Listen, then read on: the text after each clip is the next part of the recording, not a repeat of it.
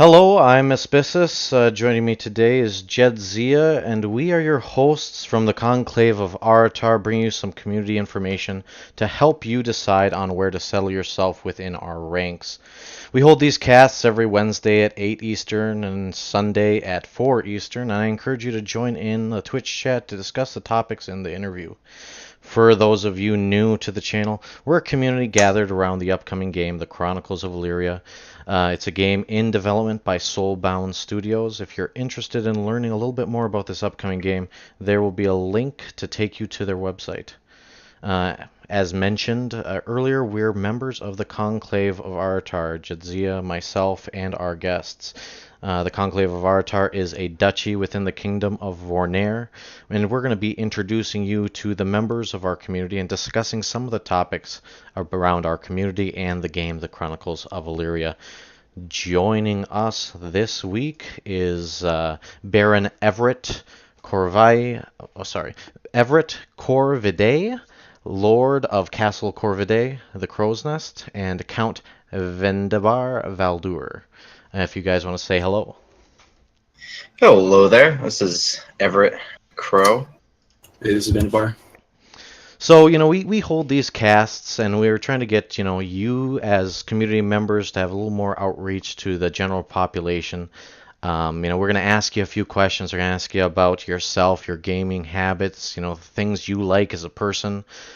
Each of you have purchased into a level of the game, whether it's on the count level or on the settlement level. We're going to ask you some questions about that, how you intend to run your community, your settlement come game launch. And then we want to get into, some more, history, some things that you find exciting about the Chronicles of Elyria and your opinion about this upcoming game. So yeah, with that in mind, we're gonna transfer right into our first question, and this is a little bit about yourself. So, do you mind if I call you Mr. Crow, Everett? Okay. That's perfectly fine. Perfect. So the Crow's in the house. We're gonna ask him. So how did you decide on your gamer tag, Mr. Crow? I've jumped around to a lot of different gamer tags. And when I came to COE, I just felt that after a couple years, it was time to change. So I went on to a random name generator, picked the first thing I saw, and it was Completion Ants, completely unrelated. About 2 weeks later, I found a really pretty crow. It was like a little baby, and it couldn't fly. And I saved it, and it was really cute, and I took a lot of videos. And I was like, okay, that's my new username. I'm going to need those videos. Yeah, inspired by real life events, You release the crow. Is the crow now waiting for you to fall in a pit of trouble, and then it will save you, similar to the lion in the Lion and the Mouse story, right? Yeah, of course. I mean, that's just how nature works. They know we're helping, and they want to help us back. Yeah, perfect. And then Vendivar, Vendivar Valdur, how did you decide on that? What are some aliases you've gone under? Oh man, I'm too embarrassed to go into that. So one of the aliases is Internet Veteran, and I chose that one because I was looking for a name that was kind of like a little funny, a little clever. Basically been online my whole life, so I'm, around 30. So that's before the internet was very popular. So it's like kind of seen it from the start. But I chose Vendivar because I needed something that wasn't Internet Veteran in some role-playing game. It was on Neverwinter Nights, called Anphilia. It's a very small and unknown, very harsh role-playing game. And I think my first character had like some ridiculous gamer name, and then they kicked me out. And they're like, you need to come back with a new name. Yeah, that's always kind of disappointing, I guess we'll say. Your alias, double slasher X Dragon Head 72 _ X star X. Which is definitely not one of my previous gamer names. No. But if it was, not being accepted into a gaming community, whether that's by the devs or by the players, due to a functionally outrageous name, not to say. I think it was totally fair. It just wouldn't fit with the immersion and everything else like that. And so I was like, yeah, I should probably get a name that's not, kind of like an actual gamer name. So Vendivar Valdur. Like, you were required to have a surname as well. So I usually just use Vendivar in games these days. That's kind of my only alias. Gotcha. Imagine if your actual last name was Pantaloons and some developer said, no, that's too offensive. I couldn't possibly imagine something like that. But if that were me, I would probably, not get mad. I'd probably just get over it. But to each their own. I would send out. Yes, I would take the moral high ground, and I would no Pantaloons. Yes, the last name of Pantaloons, and it's infamy. For those of you listening, if you look back and watch all of our videos, you may find a reference to Pantaloons, and if you do, send a message to us. We have a special handshake we want to teach you. Exclusive Plus rights. some pantalones. Plus some digital pantalones. Exclusive rights to the Pantalones Club. Yeah. So we've been talking about gamer tags. We've been talking about personalities. We don't generally go too far into, we exist as personalities on the internet, where everything is true, at the character level. And you've described, hey, Vendivar, Mr. Crow, and the histories behind that fairly well. And I wanna come back to Vendivar here, to Mr. Crow here. You're active in a few other levels of community and engagement on different games, and I want to touch base on that real quick here. I assume that you are going to maintain your character in the Minecraft server that you're setting up. You're also a part of the Blood War and RPG that we're playing at the Conclave right now for people to listen into. I definitely suggest it. Tell me how those roleplay aspects and the Mr. Crow name have gone together. Are you keeping the same username in that? In Minecraft, I actually just recently changed my name to Mr. Corvid. Just it kind of took a hold of me, and I really enjoy it. So I've been slowly changing everything over. And as for the character behind it, I kind of like that he's dark and overly edgy, and to himself, he takes himself very seriously. But if you look at him from the outside, he just seems a little bit too much, and I like that. In the RPG, I also named him. That's where I came up with the name Everett. I needed to come up with a first name fast, so I just looked at Alexandrian first names, and I like that one. So, yeah, and so it's great to see that the username, the personnel that you adopt for the community is allowed to grow in other forms. Now, I know that both of you enjoy tabletop games. Is that true? Mm-hmm. It's true. Yeah, I know you, Vendivar, you've held a few gaming nights at the Kingdom level. I think you've done the same thing at the Duchy level here. Tell us a little bit about the events that you've held and how you like to run that, I guess. So pretty much, I like to keep it pretty casual. Historically, I had a lot of experience with Tabletop Simulator, and it really just runs best when you just go with the flow. Like, you don't want to pre-plan a specific game. You just want to get a bunch of people together, and then once all those people are together, you could say, hey, how do you guys feel about this game, right? And if it gets too chaotic, you can always just force a game on that people enjoy, especially if you play a wide variety of tabletop games. Is there a game there that you reach for, you particularly enjoy playing over others, be it a Magic the Gathering, or say Betrayal on House of the Hill? Ooh. Or there's a card game. I'm thinking Settlers of Catan, but it's not Settlers of Catan. Munchkin. Munchkin's a great one too. Munchkin's a great one. Coup. Is there one that you reach to? Yeah, so I have my few go-tos. Betrayal at House on the Hill is great, but not really good for casual crowds. I really like to unwind and just to relax and play some tabletop. My absolute go-to is Adventure Time Munchkin, specifically. It has like a custom board and a custom background, and it's just really pleasant. And then if I have a lot of people that are casual or even non-casual, Secret Hitler is really good because it can support up to 16 people, and it's very interesting to see how people react. Yeah, no, I think it's great. People come together to play games, and it warms my heart to see other people take leadership roles to say sponsor and run these events. Um, and speaking of leadership, so you are both leaders within a community come game launch. Sorry. Come game launch, Vendivar, you're at the count level. Mr. Crow, you're there at the settlement level. So we want to get Hmm. into some questions here about leadership and how you feel about leadership and what leadership really means to you. So be it Hitler to Obama, be it Steve Jobs to Edison, be it one leader to another. What does leadership mean to you? What do you look for in leaders? What do you wish to express as a leader of a group of people?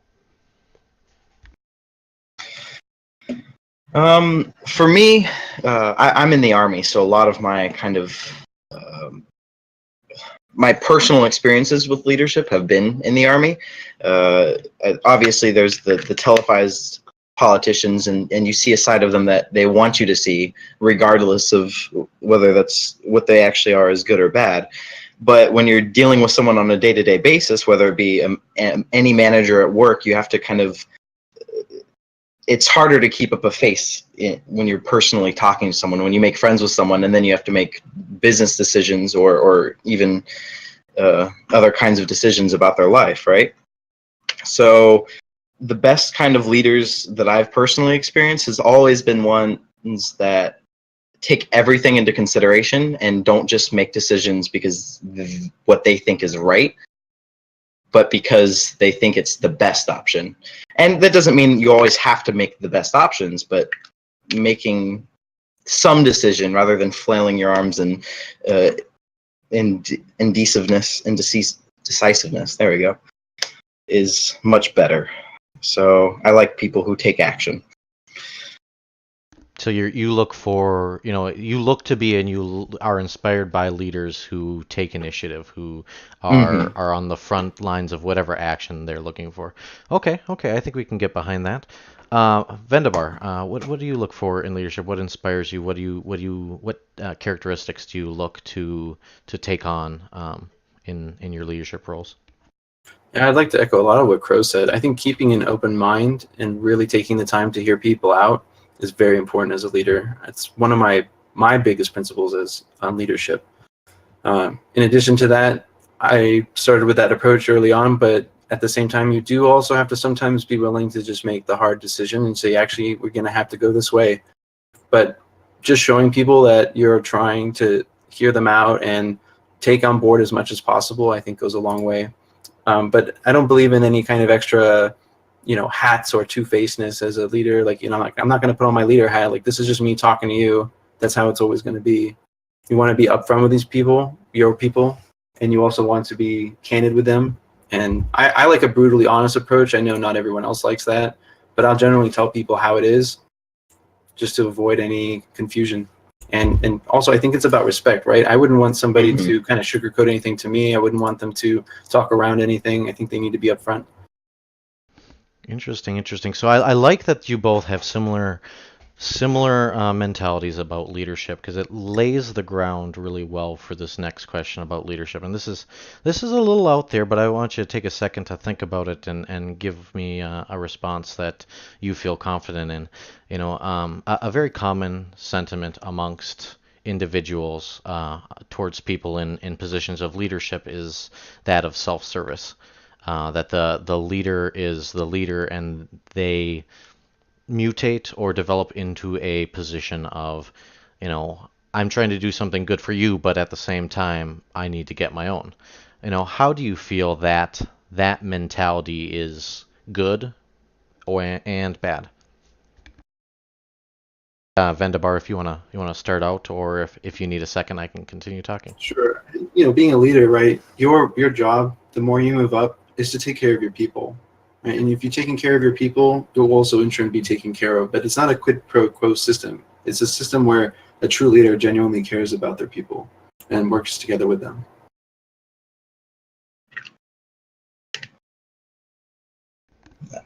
I kind of I agree with what he's saying when he said it's not quid pro quo. It's not I do this for you because you're going to do something in return. I do this for you because it's beneficial to you, and if you are at your best, then I'm at my best. You doing well betters me. So being selfish in those means might be best in the short term for that person, but in the long term, you'll have a much more prosperous community. You'll have a much more prosperous uh, everything. Your whatever you will grow far beyond what just you are if you let it. True team success, I think a lot of it is camaraderie, right? And you're not going to have camaraderie if you're fake with people, if you're not doing everything you can to help that person. And then turn right, they're doing everything to help you because that's camaraderie. You guys are on the same team and you recognize that and you respect each other, right? And it's almost like having a family sometimes. That's that level of closeness that you get. And the more close you are with somebody like that, even if they're not part of your actual family, I think the more you'll see teams being thriving. No, good Well, wisdom. especially in this game, that we've got the family bonuses for the things that we do from spirit walking and things like that. So it only helps and benefits the community as a whole to have that kind of responsiveness to the players that are actually within the community. And that raises an interesting leadership question when we talk about players that are within the community. How would you individually here promote player interaction in your community, whether that's at the kingdom, duchy, or local levels, in game, out of game, and whatnot?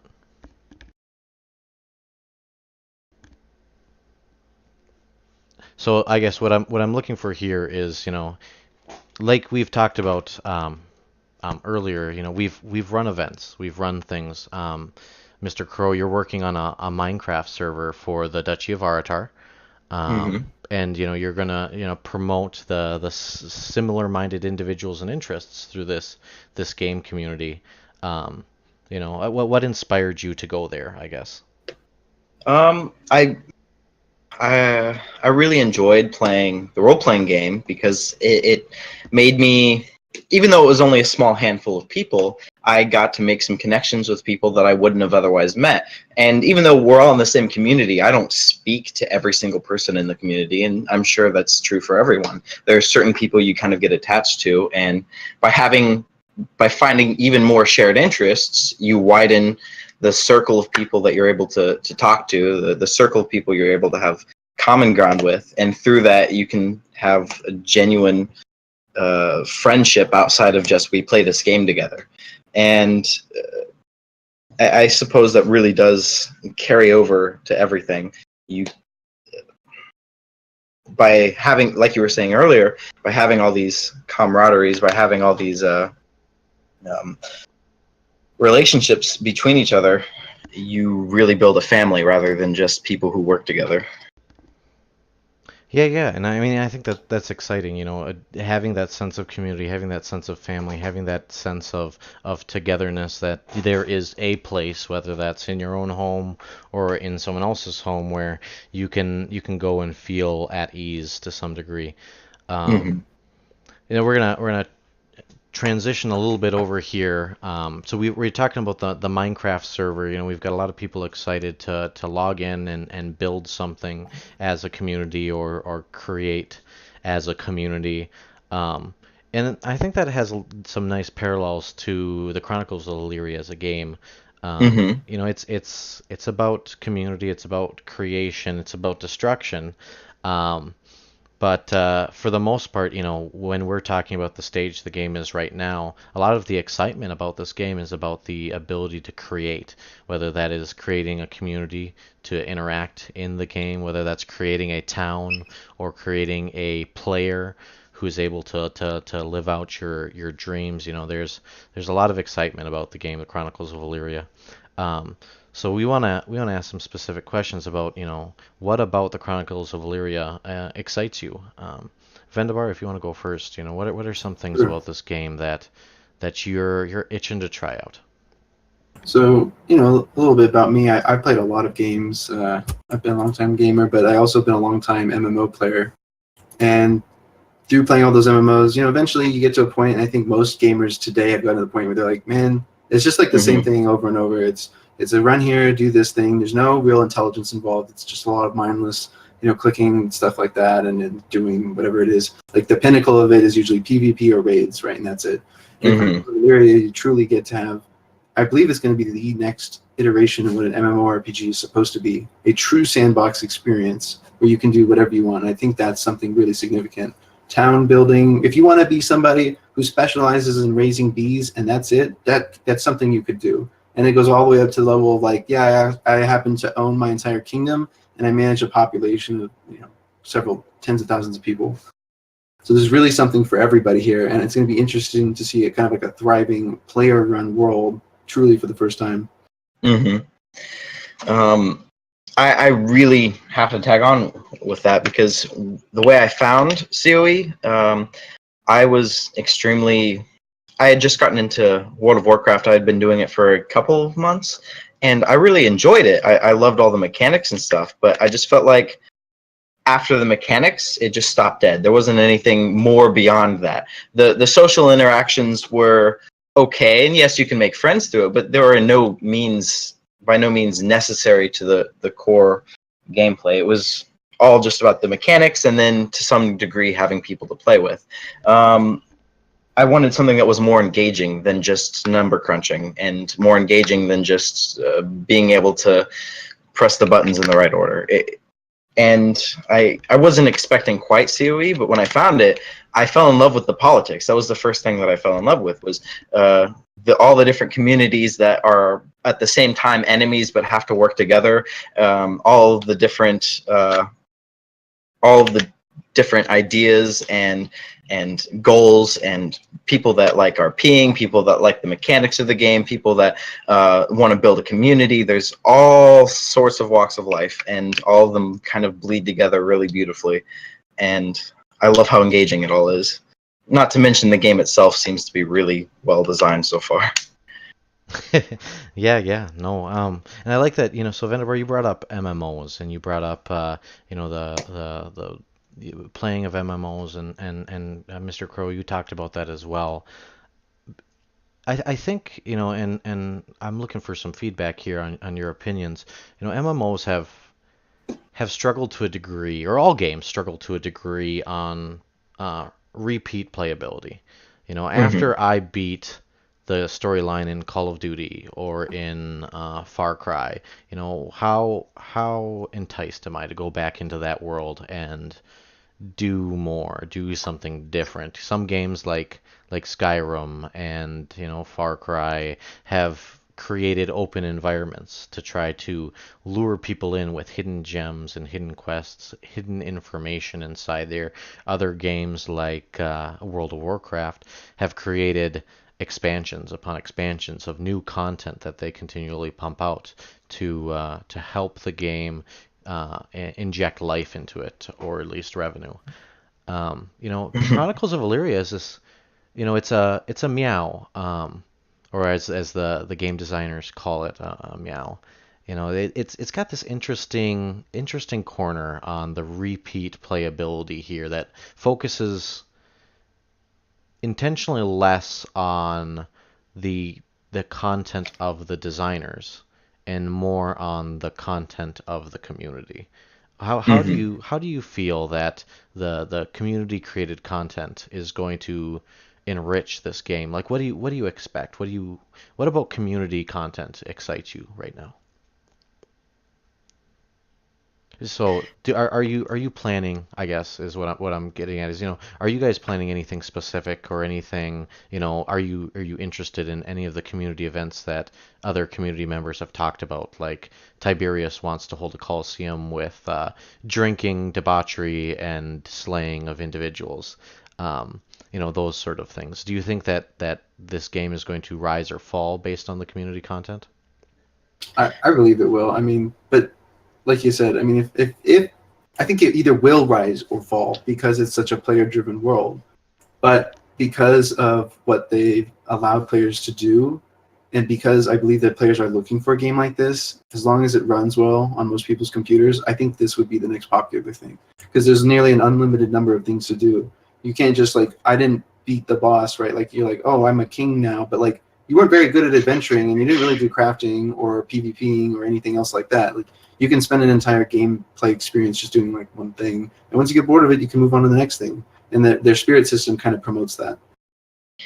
I mean, just think about it this way. What game could you say, I want to be a historian?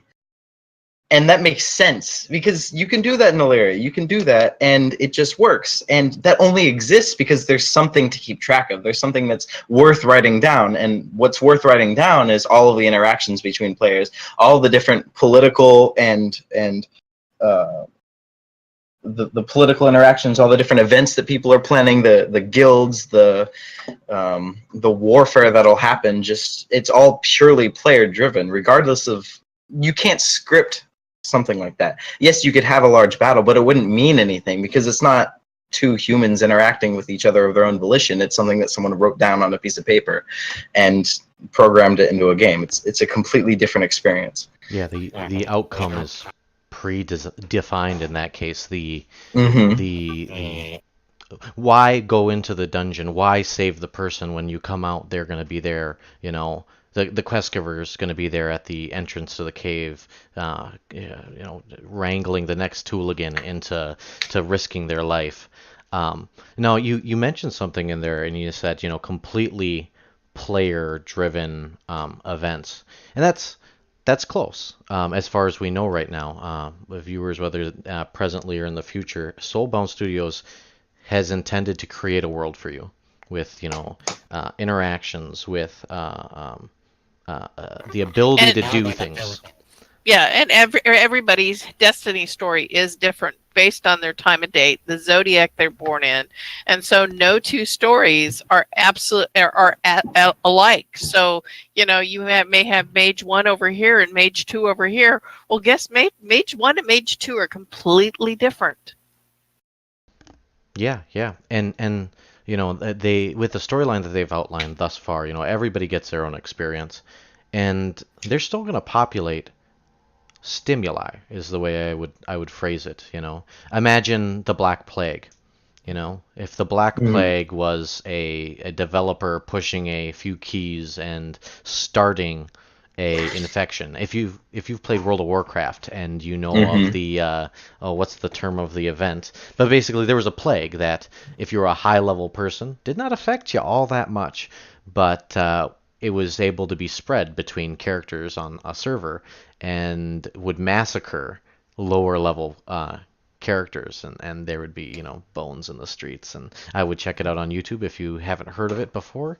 I don't remember the name of the plague again, but that sort of thing can, would, could, will happen in the Chronicles of Elyria. There will be events that players will have to react to in order to inject stimuli into the game, and I think that's really exciting. I definitely agree. I think those kinds of events will be all the more interesting if they are kind of long-term rather than just, for a couple days there's a plague, which, I mean, it still would be interesting, but I really do hope that they seem very dead set on building a world, not just having an interactive game that has social features. Like they really just want to see what happens when the players get faced with problems. And that's really exciting because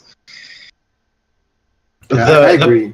It's kind of the game I referenced earlier in Philly. It was kind of like that, right? They let the players do whatever they want to do. The DM sat in the very far back.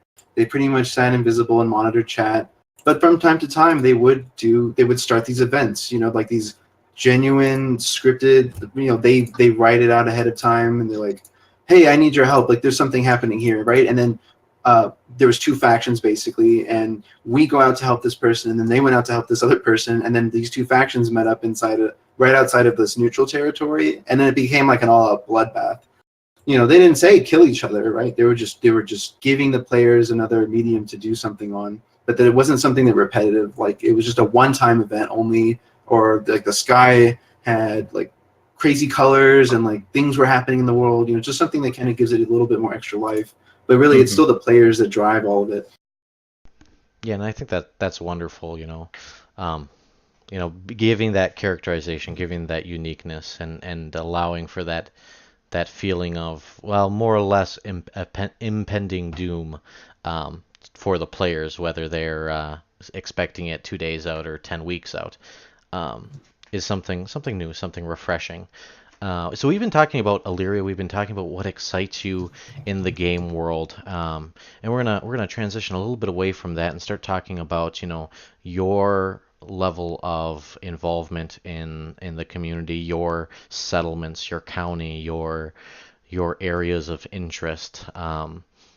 So the questions what we're transitioning to is basically what's the vision for your settlement? What do you intend to do? Where are you located? What races are you considering? What do you want to do with your race, your family, your community, your settlement? Stuff like that.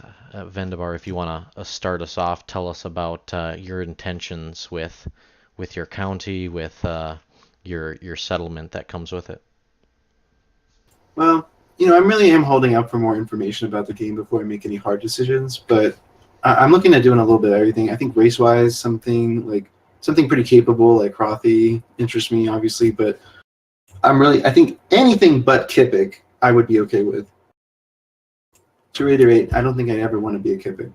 But that being said, if I was forced into it, I wouldn't quit the game or anything like that, because that's not as much as what it's about. I mean, appearance is great, but I think it would be a very interesting experience to be a Kipik, just because all the mechanics sound kind of intriguing. But again, that's why I want to wait for the game to actually come out. If it ends up coming out and it's like, well, you can build just like everyone else, nothing's actually different, but your houses happen to be 10 times smaller. And I was like, well, that's not very fun.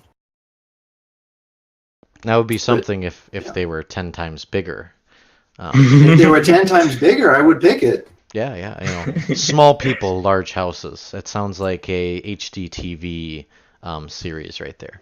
My name is John Kipik. I pick up leaves for a living, and my budget is $10 million. Yeah. Take yourself away on those little legs, little feet. And I think there's a lot of that, Vendivar, a lot of hold out to make hard decisions until we get more information from the devs. I mean, we're moving to 0.4.0 on the release schedule right now. Our Vox Elyria, some people have gotten access to it. Some people have been able to test some things, and they're looking to open up doors as appropriate by their release schedule, and that'll be really exciting. That'll give us some more information, and they're intending to release a little bit more on how the mechanics, how the crafting PvP movement in the world is supposed to look like.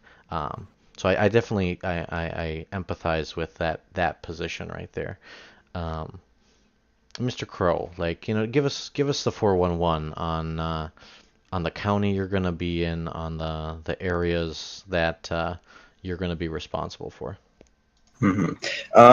So I'm part of the county known as the Gateway, and the Gateway is primarily going to be Broodveer and with some Naran and maybe some Harathi. That's what we're expecting. We're not limiting anything. That's just what we're expecting the overall population to be like when we do selection.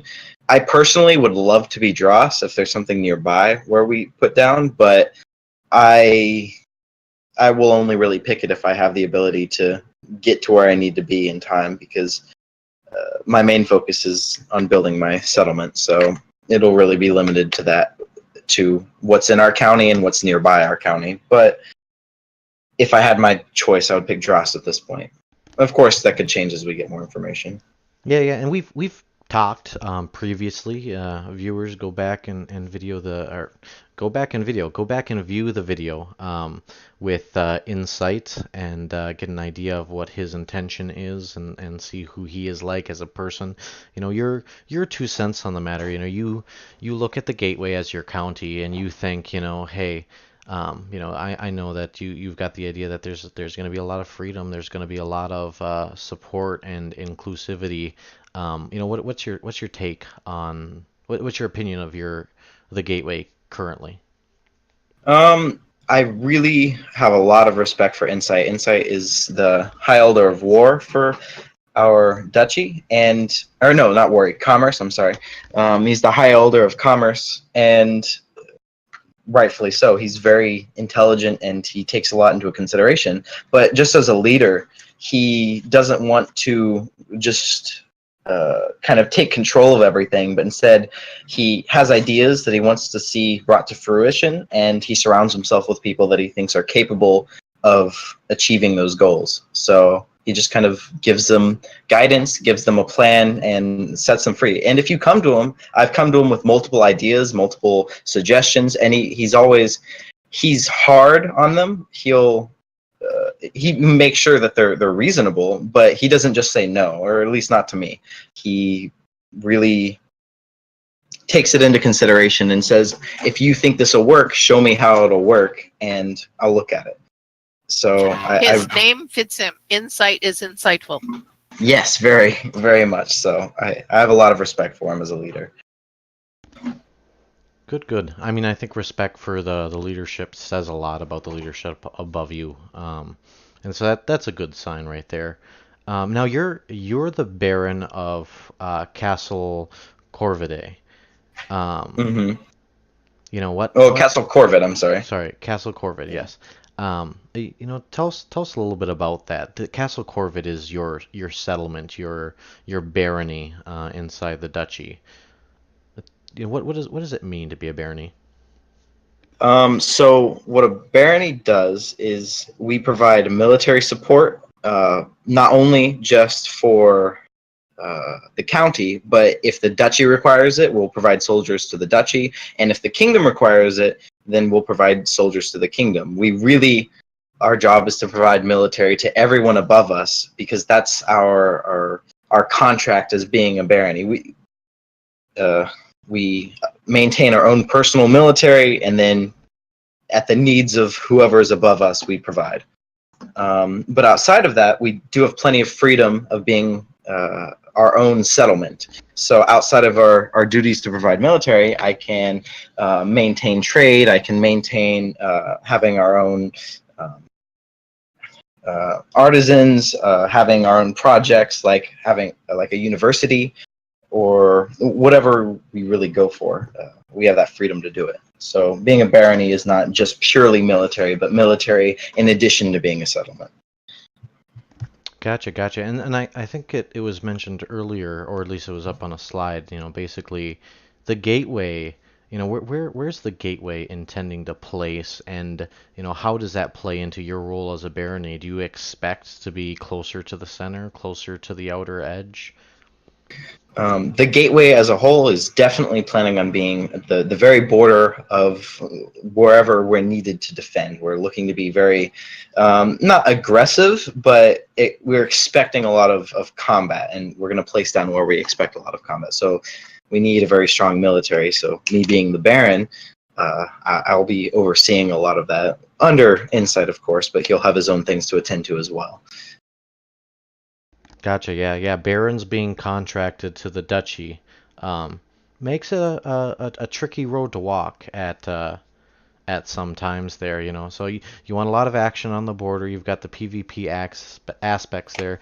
Foreign trading grounds, protecting your major waterways. You've got some points there on the university, focusing on law and on scribing.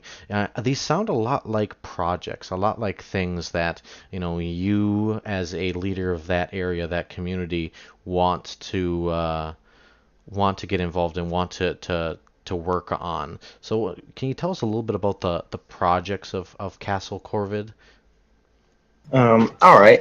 So I had mentioned the Darkmire University. The Gateway was initially called Darkmire, but the previous countess was no longer able to upkeep it just because they had personal life things going on. So Insight took over the county, and we kind of wanted to pay homage to Darkmire because initially they were planning on running a university. It wasn't exactly the same as we're doing it, but we kept the name just to kind of respect their memory. But Darkmire University / library, it is going to be like you said, mostly focusing on the scribing skill trees, and outside of that, just the understanding the laws and how to write a contract and how to kind of mediate discussion. So we really want to create lawyers and businessmen who are capable of doing more than just filling out their skill tree with that university. On top of that, because we have the library and we have a lot of scribes, we want to have this program where you give us a book, we create a copy of it, and we give you back the original. So that way we can keep a vast library of stuff. You don't lose anything. And by providing books to the library, you get to have access to a large amount of our knowledge that we keep. And as time goes on, this library will only become more and more of a great resource for knowledge that might not even be easily accessible outside of the game. We'll be keeping track of all the history that goes on in our area, and maybe even beyond, depending on what kind of people are interested in it. Also, being a military leader, I'm very interested in military in the game, but I want to particularly learn the mechanical aspects of how combat works in Chronicles of Elyria, and really go in depth into what's good and what's bad, both on one-on-one combat or small squadrons of soldiers fighting each other, or as well as large-scale combat, so entire armies fighting against each other, what works and what doesn't. Interesting. Interesting. I like the Library of Alexander like concept you Yes. talk there. That's nice. Don't bring any torches inside. It'd be a shame if it were to burn down. I like the military R&D idea. I don't know if that's been expressed. I know our elder of strategy or tactics was describing, something relatively similar. Not necessarily as high on the R&D side, but the idea of, if you've ever played, Fire Emblem, the sword is greater than the spear is greater than the axe, and those sort of things, and then taking that to the metagame is very interesting there. You've got AFTA integration and long-term trading. Can you tell us a little bit about what those intentions are? What do you expect that to look like? All right. So AFTA is, I can't actually remember exactly what the acronym means. I can help you there. AFTA stands for the Aratarian Free Trade Agreement. It's a play on words, for NAFTA. Whether you like NAFTA or you don't like NAFTA, the intention being to promote trade amongst settlements by the government taking some degree of responsibility for coordinating individuals and businesses so that they will be able to interact with each other. So that means, your toys and weapons, and working with you and somebody else who wants your toys and weapons. Exactly. So when I first came to the Conclave, that was one of the first things I was interested in, completely of my own volition, without even hearing about AFTA. I said I want to work on logistics and military. That was what my goal was, right? So I wanted to think of a system where if I ran a large logistics company, the only goal of that company was to transport goods from point A to point B, and then find people who make stuff, want to sell it, and find people who want stuff and want to buy it, and connecting them with one another. Then I would use that infrastructure of the logistics company to kind of fund my military foyers by being able to supply them with the excess goods that we buy. Well, it turns out that's essentially the concept of AFTA, being able to provide warehouses for storage, transportation, communication between businesses and creators, connecting everything together. So it fit really well with me. And I took it on as a personal project to write out exact policy of how I thought AFTA should work. And I ran that by Insight it was an exercise to see my policy writing abilities, to kind of writing something that would determine the whole business model of AFTA. And of course, I didn't write AFTA, but it was just more of a personal project for me. So I really like that. But specifically, Castle Corvid will be very heavily integrated with AFTA, and we'll be relying on it to transport our goods out of the city into other parts of the duchy, and depending on how widespread it gets, also using that trading network to get goods to other potential duchies as well. As for the long-range trading, it's similar, but instead of focusing on transporting goods,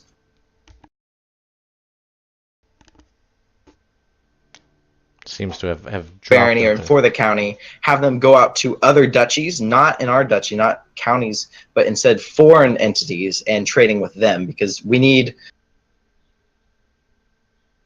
connections that we might not see on a Discord server, but we'll only see in game. Yeah, opening the door and reaching out to the individuals who aren't a part of an active trading association or part of the I'm not the able to hear you. Sorry about that. Anyway, basically what you described, both with AFTA as a association of individuals interested in market trade and in your long range trading efforts are, basically the same thing. Your economy in the Chronicles of Elyria, because there is no global auction, because that is not an intent of the developers at this point, because everything is kind of a hands-on. I'm a wheat trader. I take my wheat to the city and I sell my wheat and I go back. There's no automated process for that. It's going to rely very heavily on the relationships in marketing in the economy that we develop in AFTA and the long-term trading. I like that is a thing that you have thought about in terms of developing and nurturing those relationships. It's very good.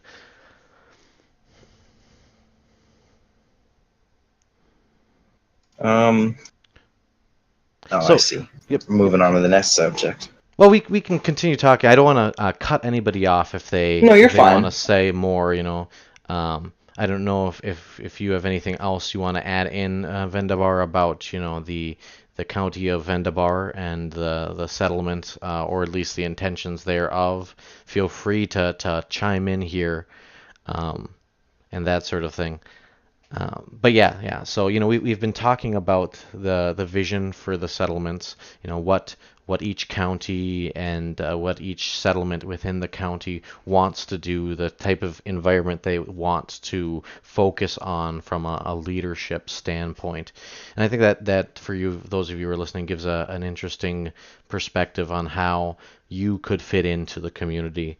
As always, if you're looking to get involved, whether you're an Aratarian at this level, you're just a part of the Kingdom of Vornair, or if you don't even know what the Chronicles of Elyria is and you're hitting random on YouTube or on Twitch and you reach our stream, our videos, check it out. Check out the Soulbound Studios website. Check out the Kingdom of Vornair. Check out the Duchy of Aratar, and think back to these videos as you decide on where you want to settle in. Some of the things we haven't covered yet with the guests at this point is, in your county, in your settlement, how do you encourage individuals? What places are you looking for to be filled? Rome wasn't built in a day, and nobody succeeds all by themselves. So when we talk about the leadership structure, or how the leadership of your county or your settlement works, what are you looking for? How can people get involved in the leadership structure of your settlement? What type of people are you looking for? Well, I guess I should start off first with the county. Insight is planning on having the county kind of resemble a smaller version of the duchy, where it's a meritocracy, where the people who kind of prove themselves as being willing and wanting and capable of doing whatever job it is they apply for can do the position. And if someone shows themselves as being able to assist us in any way, then we'll seek their assistance. We really want everyone to put their piece in. And of course, there will be the people that do the most and contribute the most, and they'll be on top of the totem pole. But it's not like there's some kind of dictator over their field, but instead they're just a part of the community working towards their personal interests. And we really want an all hands on deck approach. As for the barony itself, I'm going for a similar approach, but to get more detailed, I'll have one half is people that I not appoint, but instead I just ask for their help, and I say, I have this project, I want you to oversee it and be free. And on the other hand, I want to have any kind of the civilians who aren't really personally interested in engaging in politics, but they still have their own opinions, they still have their own voices, words that they want heard. So while they're not out there trying to make a name for themselves, there might be people who are. And if I need people who are kind of the voice in between the people who run the farms, who run the businesses, who run the guilds, and me, because I can't talk to every single person. But that's kind of how I want to structure my government of the barony. Interesting. Yeah, no, I can see how, being able to have an active community like that, having, individuals willing to interact with you as your role dictates, really helps people feel included.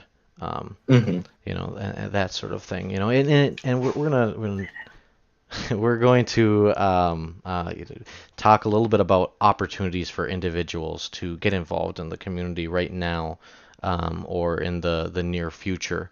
Like we mentioned earlier, Mr. Crow, there, you're hosting a Minecraft server. Is this what version of Minecraft is this? Is this mod central, such that I can have space guns and flying ships? Is this something a little closer to vanilla Minecraft? Tell us about the Minecraft server. All right. So with the Minecraft server, I really personally love playing with mods, and I know there are a lot of people who enjoy playing with mods, but I want to be able to open this up to not just hardcore Minecraft players who have played with all sorts of crazy mod packs and know them really well, but instead I want to open it up to someone who's never played Minecraft before and just wants to be a part of the community, while still providing an experience that is unique and enjoyable to someone who's played Minecraft for a long time. And the way I went about that is kind of modeling it around the most important features of Chronicles of Elyria, right? And the most important features to me are the player interactions. So I encourage this by getting a plugin known as Townie, where it's just a structure for economy and kind of banding together so that you're all like working together and you make money together and you are your own town, you make your own settlement, and you buy plots of land, and you compete against other other towns with their own plots of lands, and you can form multiple towns into nations and all this sorts of stuff.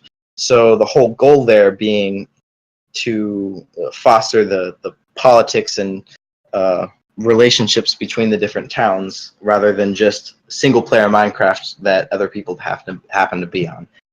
The other thing was MCMMO, which is a plugin that encourages the longer you play on the server, you get more benefits. But I've not benefits like you purchase them, but benefits as in you don't have to chop the whole tree down now, because you've chopped so many trees down that why would you bother doing it? So you just click and it's gone.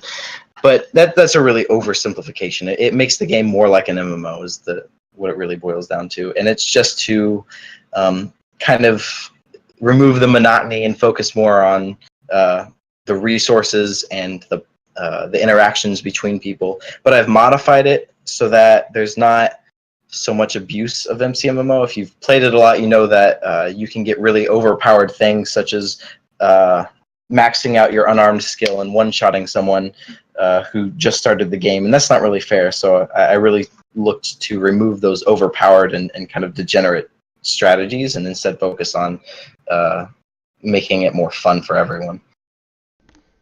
Yeah, no, I like that. Being able to remove some of the monotony that comes in the mid and late game Minecraft as you're trying to create the tree of life for the fifth time on a Minecraft server because wood and lava don't mix. Not speaking from experience, of course. That sort of thing. Being able to speed up the tree gathering process is always a lot of fun. Vendivar, you run those tabletop nights. You're active in the community that way. If a person wants to get involved with the magic that happens over a tabletop game, how is the best way for an individual to engage in that part of the community? Use a Ouija board, seances, but I think primarily they should just use Discord. There's a tabletop channel inside of the duchy, and there's also one for the kingdom, and I monitor both of those pretty intently. They're one of the few Discord channels I don't have on mute, so you could also send me a PM. So and do we hold anything on a semi-regular basis, or is it first come first serve as interest? We haven't for a while. Particularly because I kind of stood it down. There was a lot of other bigger games that were pretty popular at the time. And tabletop is something you can pick up whenever. So I wasn't trying to compete with these other communities. I just wanted, hey, if you want to play some tabletop, come on over here. And we had decent participation, but a few times in, especially when it's mostly the same people, it kind of whittled down a little bit. So I'm thinking maybe in the next month or so, I'm going to start it back up. There's not a lot of competition game-wise. I know a lot of people are looking for stuff to do. And also some of the people in here have recently acquired tabletop, but they haven't gotten to experience the fun of it. So definitely looking to put some sessions together in the near future. Yeah, I've just been also incredibly busy with work. No, I can definitely understand that, and we'll do you a solid as best as we can to promote both the Minecraft server and the tabletop nights through this forum. Personally, I think Minecraft is a great idea. I think, Crow, you remember when we were talking about what game should we play, and I was like, why not Minecraft? That's a perfect game for all people, right? Like, and it kind of mirrors a lot of the things that we're looking forward to in COE. I don't know why I didn't think of it before, but I think it's a fantastic idea. It's very accessible, and there's a lot we can do with it. Mm-hmm. I'm personally looking forward to playing. Yeah, it should be a lot of fun. I know we've got a group of people. If you're excited, if you're interested in pulling into the Minecraft server, we do have some information on the Discord, also in this video to get you hooked in. But we've covered most of the topics that we intended to talk about today. Be it anything from the guests and their personalities, their likes themselves, to their communities and the packages at which they have committed to this game. Before we get to goodbyes, I just want to say a quick reminder that, we, the guests and hosts of Face the Conclave, we hail from the Conclave of Aratar.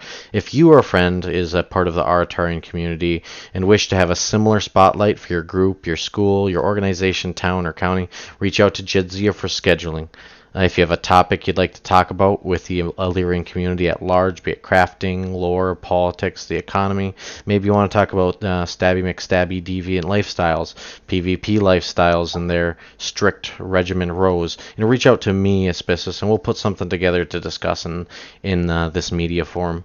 As a reminder, we hold these casts every Wednesday at 8 Eastern and Sundays at 4 Eastern, and I encourage you to join in the Twitch chat to discuss the topics that we're discussing.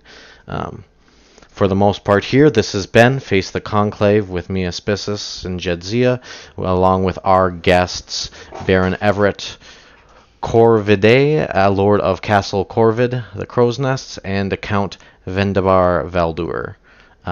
Goodbye, and we'll see you next time.